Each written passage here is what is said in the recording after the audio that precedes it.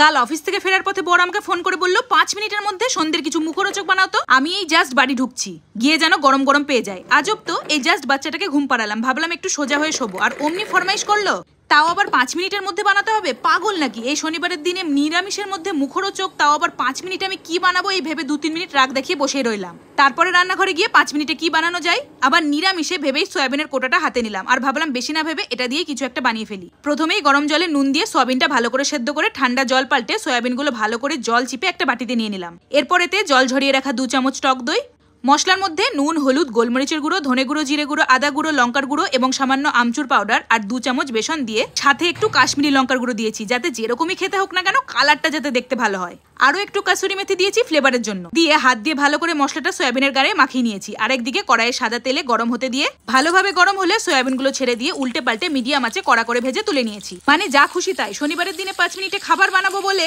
এর থেকে ভালো কিছু কম সময়ে আমি আর কি বা বানাতে পারবো। যা পেরেছি তাই করেছি, খেতে যেমন লাগবে লাগুক এই ভেবেই প্লেটে পরিবেশন করতেই ওমা দেখি দরজা ঠকঠক করছে। ও তো চলে এসেছে। দাও দাও, কি বানিয়েছো তাড়াতাড়ি দাও। আমি বললাম পাগল নাকি, 5 মিনিটে কে তোমাকে খাবার বানিয়ে দেবে? যাও বাইরে থেকে চপ কিনে নিয়ে এসে মুড়ি দিয়ে খাও। ও বলছে আচ্ছা সরো সরো। রান্নাঘরে এসে প্লেটটা দেখতেই অমনি টপ করে একটা নিয়ে মুখে পুরে বলছে বাহ দারুণ তো, এটা কিসের পাকোড়া? আমি বললাম নিরামিষ মাংসের। বেশি কথা না বলে চুপচাপ খেয়ে নাও। সবশেষে একটু চাট মশলার বিট নুন দিয়েছিলাম, তার ফাঁকে আমিও দুটো মুখে দিয়ে রেখেছিলাম। খেতে কিন্তু মন্দ হয়নি। তোমরাও একবার বানিয়ে খেয়ে কেমন হয়েছে আমাকে জানিও তো।